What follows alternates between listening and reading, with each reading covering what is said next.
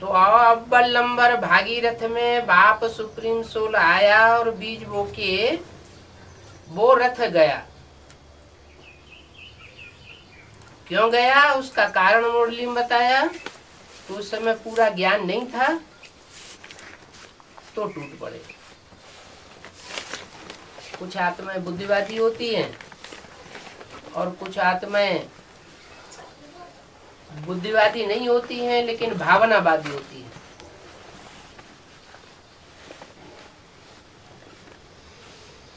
भावना से दिल से काम करती है।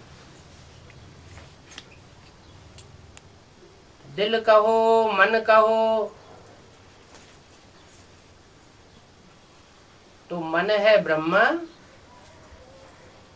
और बुद्धि है त्रिमूर्ति में शंकर, तीसरा नेत्र।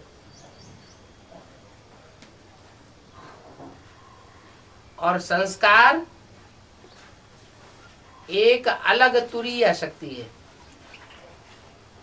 जो मन बुद्धि में समाये रहते हैं। संस्कार जन्म जन्मांतर के। बुद्धि कोई की कितनी भी तीखी हो,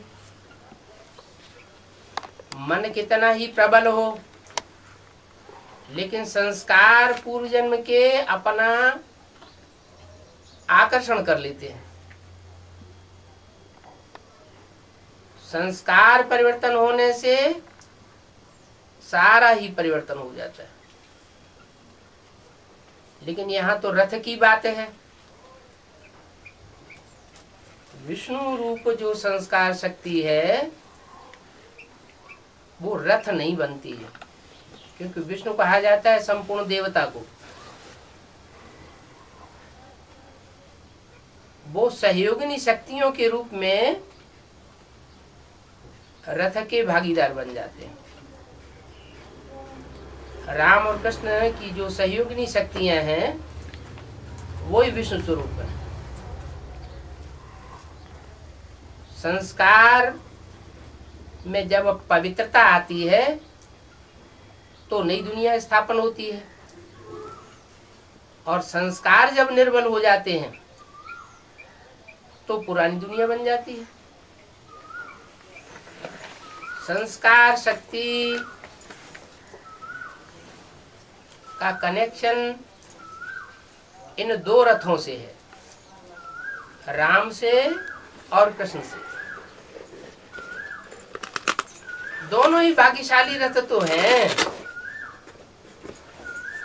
लेकिन फिर एक प्लस में चला जाता है।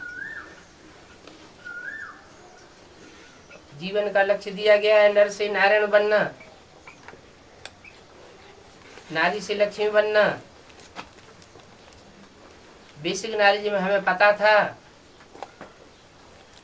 कि ब्रह्मा सरस्वती ही नारायण बनने वाले हैं और लक्ष्मी बनने वाले हैं, लेकिन ये पता नहीं था कि डायरेक्ट नर से नारायण बनने वाले हैं। और उनका जो डायरेक्ट नर से नारायण बनते हैं उनका गायन ज्यादा है। रामकृष्ण की आत्मा सतयुग में नर नारायण नहीं बनेंगी। वो तो नर से पहले प्रिंस बनते हैं और प्रिंस बनने के बाद फिर नारायण बनते हैं। लेकिन बाबा ने जो लक्ष्य दिया है मुरली में, वो लक्ष्य दिया है नर से नारायण बनने का, और नर से नारायण इसी जन्म में बनना है, अगले जन्म में नहीं बनना है।